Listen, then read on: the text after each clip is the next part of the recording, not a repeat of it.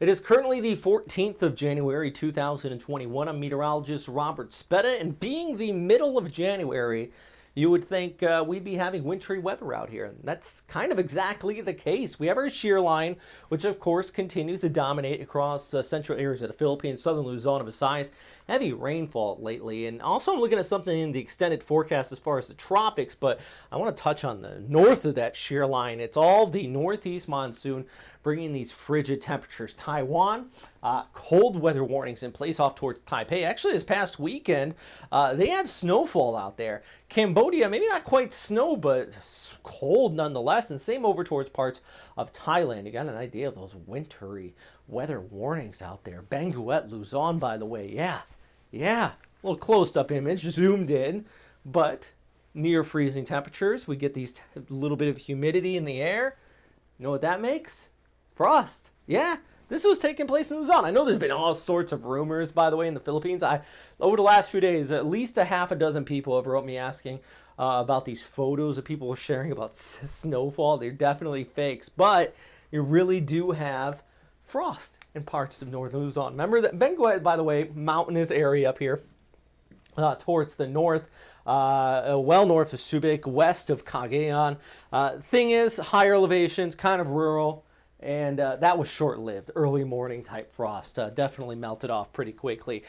Down towards the south, though, here's our little shear line, which is still bringing heavy rainfall across southern areas of the Philippines, or southern areas of Luzon, over towards northern Visayas. Thus, a general flood advisory has been issued by Bigasa out here.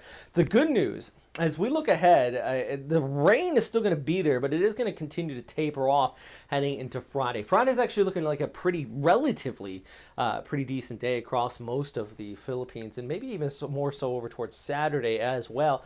But this is what I was talking about. We have our shear line here, right? We got another monsoonal surge that's going to come in by Sunday over towards Monday. And then down towards the south, I'm continuing to watch kind of a wave of energy here in the tropics. Here it comes on Sunday. See it right there? Well, that energy is going to push up and interact with our shear line. And I do think across southern Luzon, maybe even central Luzon, closer to Manila, Sunday into Monday, we actually could be looking at a pretty decent amount of rainfall, especially along the eastern seaboards. 5-day rainfall totals, you can see 50 to 100 millimeters. And yeah, not only south here, but it does start to stretch further towards the north. So I'm kind of keying my eyes in on here. The exact timing of that heaviest precipitation, still up for question, but it is going to be an increase with that lifting shear line. Hey, that wave of energy, by the way, this is one way you can visualize it. And I try to drop these informational bombs in here for you every now and then. So we got our jet stream off towards the north, right? This is showing you about 500 millibars, so about 25,000 feet up into the atmosphere. And you can see just east of the Philippines, here on Thursday, don't really have much in the upper level winds. But let's look back towards the east here. And then we go ahead into Sunday. Look at this right here, or excuse me, Monday, I should say.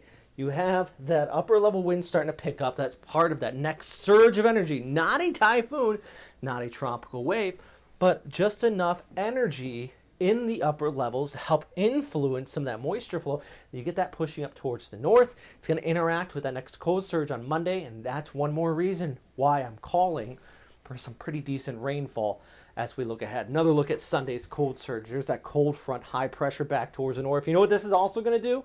It's going to drop those temperatures down to places like Okinawa. By the way, Fahrenheit for my military friends there. I know a bunch of you watch, so I just want to share with you. Temperatures back into the 50s here this morning on Thursday, 50s, but it does warm up quickly on Friday and Saturday, back up to the mid-70s and back down into the 50s, which is about 10, 11 degrees Celsius for those of you who use the scale that the rest of the world uses outside of Americans. 70s, we're talking about mid-teens. So, you know, a little bit of a warm-up and then cooling back down. Hey, here we go. Thank you very much, my patrons here on Patreon. You guys are such legends already. I just started this yesterday. Already have gotten a few people jumping on to that typhoon and super typhoon level here. I'm going to put a link down below if you're not sure what I'm talking about here. I am trying to make this channel better, and there are a few products I really want. Thing is, they are subscription to weather data that will help make these videos, putting them together much quicker, much easier, much better visually. And if I can do it quicker, I can make multiple videos a day. This one right here, just the graphics alone, putting it together, took me about 45 minutes. If I could do it in 5 to 10 minutes, putting it together, I could spend more time on the forecast too. Anyways, thank you very much, Curtis Shepard, David, I apologize if I'm saying this wrong, COORDEIRO, KERRY Stevens, John LATCKI, all in that Typhoon level, but extra thanks to those super Typhoon level guys, John, CARLON, Ron HOLST. I know you guys have been helping me out here on the channel for some time with all those like buttons, comments, just the general support, and everybody else at that tropical depression level. Thanks. Any help to help make these videos better, I truly appreciate. I can't say it enough. I mean, that's one reason why I like YouTube over TV. I will admit it. A lot of people strive to work on TV. I've done it for quite some time. I like YouTube because I have this direct interaction with you guys. I feel like I'm just talking to you right now. And you comment back, you post some of these photos, videos that I share in these videos. Also, you give me feedback, what you would like to see more, and with this, getting a little community support to help make these videos better. Right now, there's no Typhoon, thank goodness. When the Typhoon comes around, if I get these newer products, it'll be a night and day difference in how reliable I could make these videos. So something to really look forward to. Anyways, thank you very much. If you don't follow me on these social media platforms, please do. And hey, if you don't want to donate money, I get it. I cover natural disasters. A lot of people don't have money because they've been impacted. Hit the subscribe button. That helps me out as well. Thanks for watching. And of course, as always, stay safe out there.